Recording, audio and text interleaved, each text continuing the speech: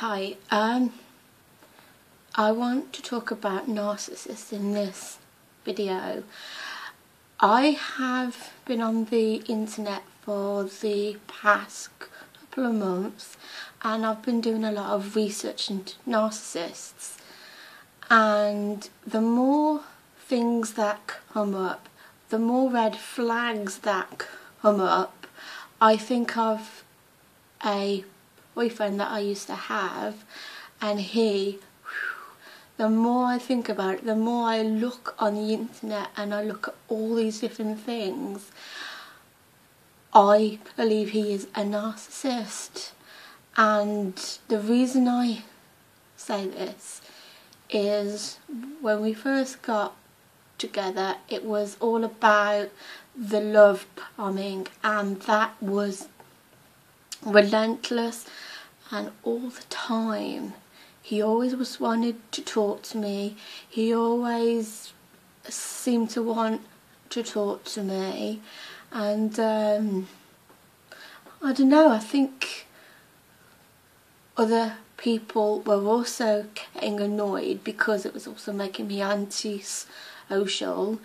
And I went to my cousin's house, you know, as you do, and I left my phone in my handbag, and I think after a time I wonder if he has messaged me.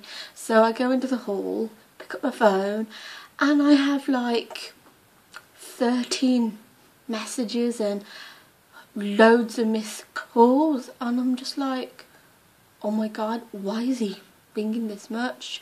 So I go upstairs, call him, and he is angry because he wants to know where I am, what I'm doing. And he also said he's been ringing around the hospitals just because I haven't answered or picked up my phone. And that was crazy. And so I'm in this back bedroom and I'm trying to explain to him that I'm fine, calm down. So he calms down and we talk, and then of course I get a bollocking because I'm on the phone again, and then that was that. The next thing was with him was the lies he told, and the one common lie that he told to me, and I am pretty sure he told this to most other women too, was that he was a footballer, a professional footballer in the Premiership team for Wolverhampton Wanderers. So I was like, oh my gosh, you know, you must be doing really well for yourself. And you know, I'm thinking, why won't you say something if it's not true? I mean, yeah, I can understand a white lie, but why make up a bold-faced lie?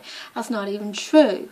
And the reason I know it's not true is because my mom and my family looked this up on the internet. And also, my Uncle Howard, when he was alive, what did he do? He used to play football. So, of course, he was alive back then, and we looked things over, sussed a few things out, realised he wasn't telling the full truth, or any of the truth. But me being me at the time, I call him. I want an explanation, and that just gives him another attempt to lie to me. He never turned around and said, okay, that was wrong, or anything. Nothing. So that's the love bombing, and that's the lies he told. He also would tell me stories which would make him the hero. Now, he told me whilst he was hating me was that he was in love with an ex, and I'm just thinking, what the hell are you doing with me? You know, because if you're in love with an ex, you should be with that person, not me. but he said that she'd passed away. I'm like, oh, I'm sorry. But the thing was, he said he passed away because she used to be an alcoholic. I'm like, oh, I suppose if you drink for so long, things happen to your liver and that. I don't know, I guess I believed him. And then he told me that on more than one occasion he would have to take this bottle off her. So in actual fact, he's portraying himself as the hero. What else would he tell me? He would he'd tell me loads of stories. Well, the one lie he told was that it was a concert, that he'd bought tickets for a concert, Justin Timberlake concert, and I was excited, so of course I tell my mum, my nan and other people, and when the time comes, it's not happening. He says he's given the tickets to his sister because his sister wanted to go. And he said, are we going to have a problem or something? And I'm like, well, those tickets were for us. Ask her for them back. Because he was making himself into the good big brother who's given them nicely away to his sister. And I was hurt about it, or sort of moved on, and a couple of days or weeks down the line, I call his house and his sister answers the phone. I'm like, oh, did you have a nice time at the concert? Did not know what I was talking about. I felt like an idiot. And then he comes on the phone and he actually says, well, actually, if you call a friend of mine, he can explain better about these tickets. I'm thinking, no, I'm not going to do that. So that was that. And I think also with him, he was very sexual. And when I say sexual, at the time I was, 16, 17, and he was a bit older than me. And in my head I thought that he's had sex before, but I hadn't. And at first, like, if he went for a walk in the park, he would pull me down, literally, on the grass and expect to have sex with me. I'm just thinking, what, are you crazy? If you have sex, it's in a bed with a man and a woman, sort of thing. But no, he pulled me down. I had to fight with him to head up because he tried to pull me down again. And then I remember walking in the woods with him, and of course he wanted to have sex then, so he laid his coat down. I'm thinking, no, we don't want sex here. But then he eventually comes to the house and my mum and my sister are asking why there's dirt on his coat, and in their heads they thought that the reason there's dirt on his coat was because he lay it down and wanted me to have sex with on it. I'm thinking, I can't say that's true. And for lots of reasons, because he was my boyfriend at the time, I wanted my parents to like him, because the people you choose to associate yourself with is usually a reflection on you. And when it's your boyfriend, you find you care a lot more. And when it came to the valuing stage, the stupid thing is I let it happen, and I let him big himself up. I didn't like it, but the only reason I did was because of my family, because I thought if he could big himself up, they might like him. And after a time they turned around and said we hated him for lots of reasons, but for also because he was trying to put you down. Don't you understand that? I'm thinking, oh crap.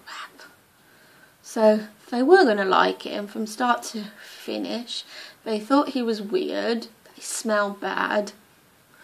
And that was that. So I don't know.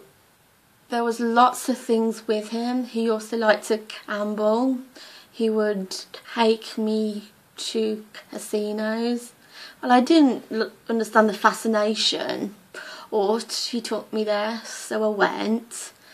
And and I think another time he took me to a pub with a fruit machine in, and he wanted £2 to put in the slot.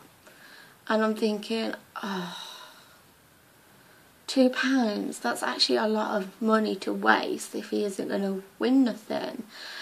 But he said, no, I'll be fine. But I said, again, what if you lose? And he's like, no, I won't lose, come on.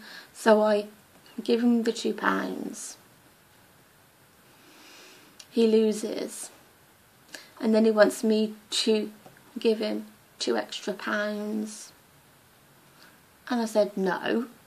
First time I stood my ground with him. But no. And he got angry. He got angry really quickly, really fast. And it was in a pub. And I'm thinking, gosh, I hope no one hears.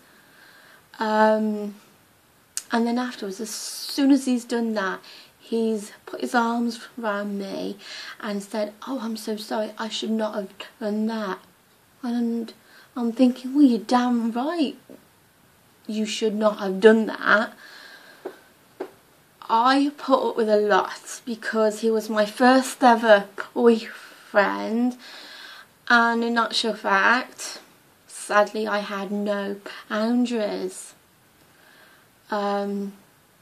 What was it? There was another time, because he liked to watch the football scores, I thought he was fine, left in the back bedroom. No, he was not fine, because the one day when he came over, I put a £5 note in my bedroom drawer. But the stupid thing was, he must have seen me do that, and so when I went down the stairs to make him a drink, because he kept asking to have lots of drinks, I thought, alright, fair enough. And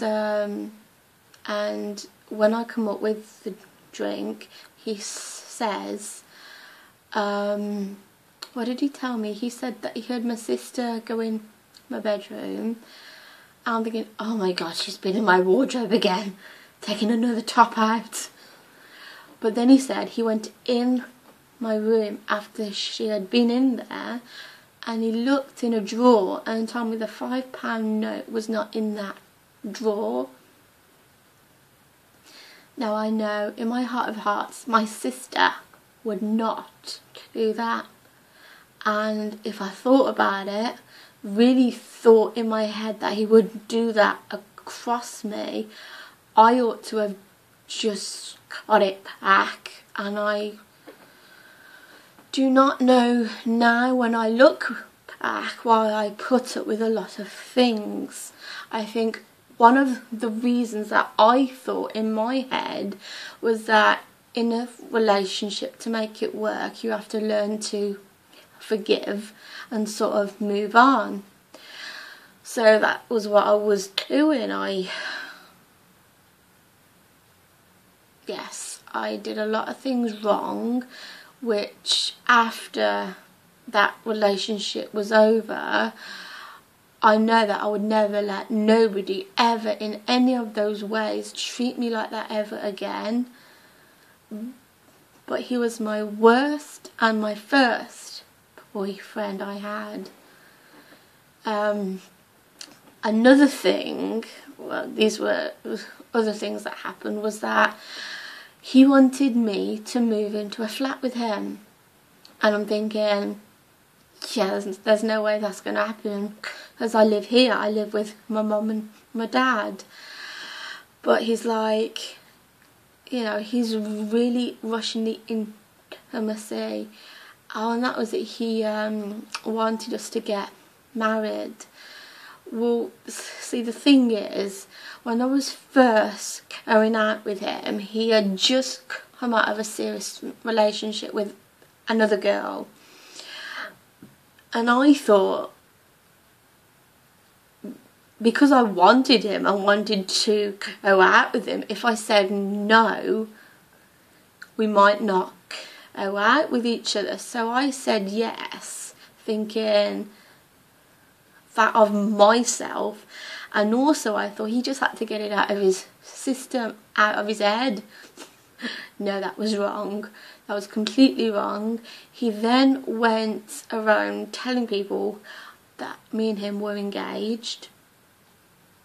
He even came to my workplace and told, because I had to go downstairs and speak to my manager at the time, he told her that we were engaged, and she looked at me like, you know, that she, well, I can't explain the look she gave, but that was that. That was equally embarrassing. What else did he do? He did loads of things. Oh, that was it. The one day he wanted us to have a joint bank account. And I'm just like, nah, let's not. And he's like, yeah, go on, because we can share the money. And all you need to do is give your bank details over, and we can put our money in a joint account. And I'm thinking, no, come on, let's... there was the 3 cooks over to our right. I said, let's go and have a sausage roll or something. No, and I was trying to tempt him away. That didn't work. And I eventually went in there and we set up a joint bank account. Now at the time, of course, they wanted our details. So I said my house number, and when asked for his house number, he said he didn't remember it. So I said, oh, don't worry, I've got it in my phone book. I go into my handbag and he says, oh no, actually the line's not working. People are doing things in the area and the line's not working. And I'm thinking, well, I just called you this morning and it was okay, it was fine. And I think after that incident, I was shocked, because I saw a side to him that I knew that he could lie. And I'm thinking, he could be lying to me and I wouldn't even know. Well, anyway, back to the joint bank account. That weekend I have a letter come through, and I'm thinking, because it's addressed to me, that I ought to open it. No, that didn't work out that way, because my mum came across it, opened it, she talked to my dad about it, and next thing I know, I'm in trouble. Big trouble, because, well, I think at the time I did not understand why, but I knew that it was a wrong thing to do. And let's just say my dad wasn't happy with me, my mum wasn't happy with me, and it was horrible. I think it was because I was dating him, it put a huge strain on me and mum. The only person I didn't feel it put a strain on as much was my dad. And this is one thing that I'll never forget my dad for. He, even though he might not have liked him, he put up with him. and he talked to him, and because he was doing that for me. I mean, my mum and my sister didn't want nothing to do with him ever again. But it was my dad who was doing these things for me. I think, and also it was putting a lot of stress on me, and I was passing out. One of the times I passed out at the train station, because that was it. He'd given me a kiss goodbye, and then all of a sudden he was making like a mountain out of a molehill, or I didn't understand why, but he was saying, because we had an argument in the day, he said that I wasn't even kissing him properly. I thought that looked stupid, but no, he was deadly serious. And I watched him get on that train, and that was that. I mean, I passed out. I think I passed out before he even went on the train.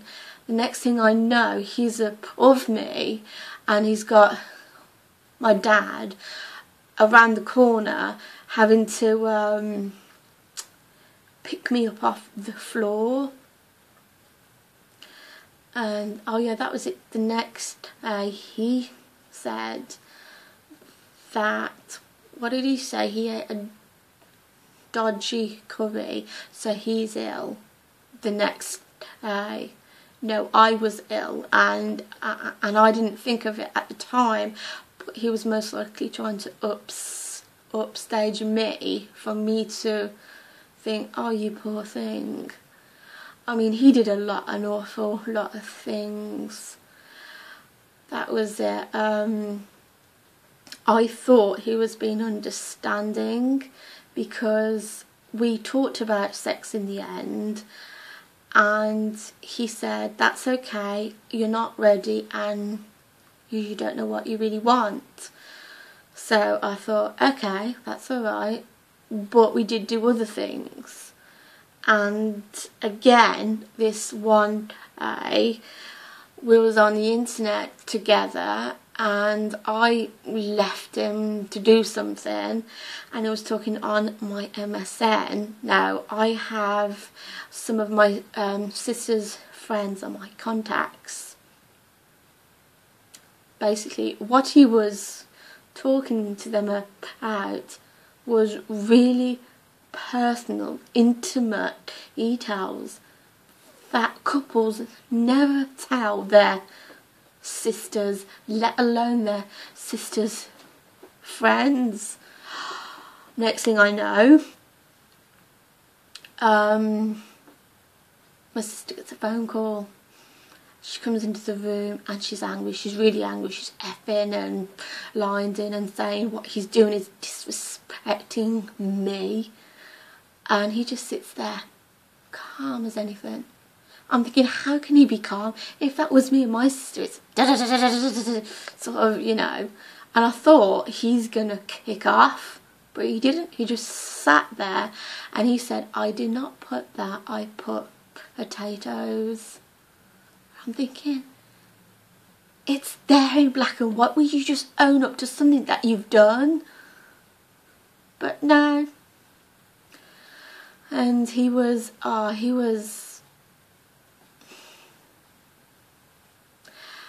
I didn't understand why he was doing that. I really didn't. And I thought if I could write him a letter and send it off, that he could understand to keep things private to himself. Basically, I put enough in this letter to send to him, and then my mum comes along, reads this letter, doesn't she? I was so mortified. I was so embarrassed, because that's the last thing I want to do, talk about things like that with my mum. Anyway, she sees the note and she calls me a slag, a whore, a dirty whore. Now if you think about your mom, my mom, saying that to me, I flew into a rage. We had a fight. And then she cried in her bedroom. And to hear her crying, and so loudly, it went right through me. And I felt that I could not stay there. I had to go. Of course I go, and I run away from home. I run all the way to Wolverhampton. And yes, because at the time I'm thinking he's the only person that can understand me. Yeah. And eventually my dad and my sister come to take me home. I didn't want to go, I really didn't, but my family is not into choices. You can stay or we're leaving you. I had no choice, and I was scared because my dad was getting angry. And I came home. I had to come home in the end, and me and my mum had to have a long overdue talk. So yes, it was putting a strain on the relationship I had with my mum and also my sister. And that was it. 3 nights he left me. When he said I wasn't kissing him properly, he just walked off. Like, as I've said, he walked on the train, and I was that stressed. Yes, I passed out, but by the time I got home, well, that hurt me. That really hurt me. It hurt me so much that I was crying until 4 o'clock in the morning. I couldn't stop crying.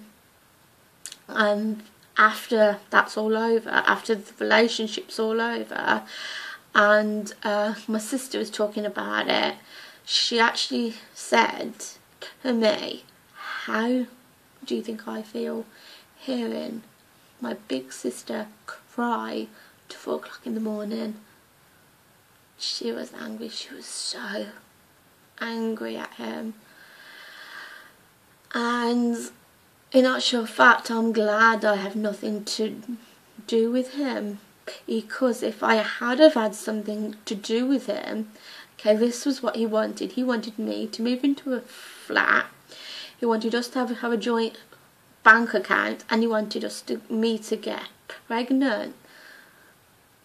Yeah, so if you think about it, these women on the internet that have husbands and have kids with narcissistic users, it's just awful, and I could have actually been one of them. So literally my heart will go out to every woman out there, because it's not nice. And as I've been watching these YouTube videos that Aina has done, I think it was something she said about they give you like awful gifts, and he would, but they were sweet at the same time because they weren't teddy bears. And I'm just like, oh, it's cute. But I'm thinking, you could have made more of an effort. And that's what my mum and my sister were saying. Now that I've said that, something else has come to mind. This was ages ago. It was when I was first going out with him, and what was it? I was up the stairs, I was on the phone, and he was telling me that he has a son with another woman, and I mean, I was in tears because I'm thinking, well, you're my boyfriend, and in years to come you're supposed to have a kid with me, and I don't know. And then he was talking about ending it, and I was in tears. The tears just poured from my face, and I wasn't making it known to him that I was upset. And of course, again, because it was making me anti-social, my sister came up the stairs. She wanted to talk to me or get me to join in with something. Of course, she sees me on the phone crying, and I remember her face now. She walked into my bedroom, and the look on her face, she was so angry, and she actually said, "What has he done?" And I'm thinking, oh, he hasn't done anything, he's just got a kid with another person, and I think I've got to end it, you know, because it just gets messy, it gets complicated, and I didn't know what to say to my sister. I think she might have said something at the time, but I can't remember now. That was so long ago. Yeah, it's just, and he would, what else would he do? He would do all sorts of things. I mean, I think he did some nice things, despite all these things that he did do. But at the same time, he'd always let me down. Like, he came into my workplace, because I used to work in Olders in Redditch Town, and he told me if I put some clothes on hold, he would come in and he would purchase them. And I was like, yay, go on then, because I love clothes and I put lots of things on hold, and I thought he would, next time he would come in, he would, you know, have the money to pay. No, never happened. He would say lots of things and they never happened. He said the once that he delivered some roses at the door, never happened. So, and it's like he would never respect boundaries. It was like my mum and dad told him not to come into my workplace. No, he didn't listen. He would come in. The thing is, he would trip himself up too, because I remember him saying to my dad that he saw a nice belt somewhere, and he said, oh, I think that was in Olders. And again, my parents weren't happy with me, but what the hell could I do? I mean, yes, we've asked him not to win, but it's his choice at the end of the day. So, I mean, I can't stop him if that's what he wants to do. Oh, but the one day I could have died. Right, he had a Wolverhampton Wanderers t-shirt on, and if you drop something, you try and take it off you, or, you know, make it less than noticeable. Yeah, well, no, not him. He came in with a long sleeve top on and the Wolves top over it, and he had a massive chocolate stain in the middle. I could have died. I wanted the ground to open up and swallow me. I hid. I actually hid because I was ashamed to be with him. I really was ashamed. I'm thinking, oh my god, he's my boyfriend and he's coming into my workplace with a huge chocolate stain on his top. No, that was not on. And I'm thinking he must have done that to embarrass me, because why else would you do that? So yeah, so if I think of all the videos that are on YouTube, he fits literally quite a lot of numbers of these red flags, and I think the reason why I wanted to end the relationship in the end was because he wanted to propose to me for real in the park. Oh, that was it. Actually, I'm remembering another thing now. He said he had booked our wedding at the local registrar in Redditch, and I'm thinking, crap, I don't want this. So of course I go in to the the place. I say, can I cancel this please? They didn't know what I was talking about. Then I looked like an idiot, but I was relieved at the same time that he actually didn't. So yes, so when I want to end it, I needed help, and I needed to talk to someone else other than mom and dad. I talked to some friends of the family, and they helped me. They helped me a lot.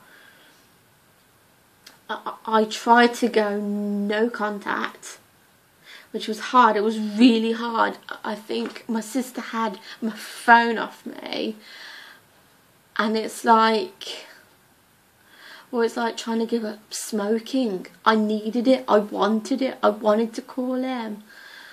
Yeah, this is ridiculous. But it felt like I had to. It felt like I had to call him. And then, I don't know what happened. I think at times let's just say I had my phone back. And at times I caved and I rung him.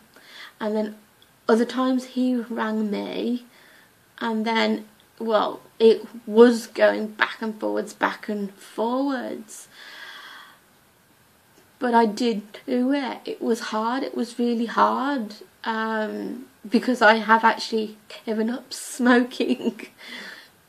So, but it was possible, and I could do it. But it affected me for such a long time. It really did. I mean, I would go to sleep and I'd be dreaming of him. I mean, I remember on holiday, I was asleep, I was dreaming of him. And my sister, because we would share the same room on holiday, I think I said, I miss you. And of course my sister's like, oh, Katie, I'm right here.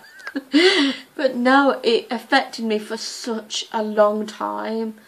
I did get over it, or it was down to me, and I think, I don't know, it was with the help of mom and my sister a little bit, because I had to think, well, he's a liar, he's a cheat. Actually, no. I never knew if he cheated or not. I never knew. But I thought, if he is going to cheat, then he's just going to do it, isn't he? And there's nothing I can do about it. But even if he did, I don't think I'd turn around and say, well, I don't think I was good enough, or that I wasn't pretty enough. Because I know I was a damn good girlfriend to him. Too good. And so I don't know if he did cheat or not. thought. Then that was it. I remember being on the internet a couple of weeks after we'd not talked, and he had a girlfriend. He put his photo with her on, and I'm just like, okay, I know he's got to move on. I know he's got to see other people and me, but does it have to be so soon? But it was like he was taking a light in telling me, she's so much better than you. She's so much better. She's more good looking. Sorry. But, you know, and I'm just thinking, I think I got into an argument with him, and then it was a long time. Let's just say it was a very long time to get over him, and I am so glad I actually did. And I had to learn how to repair the damage that happened with me and Mum. It was, well, but me and Mum survived it. And yeah, so he's a person in my past now.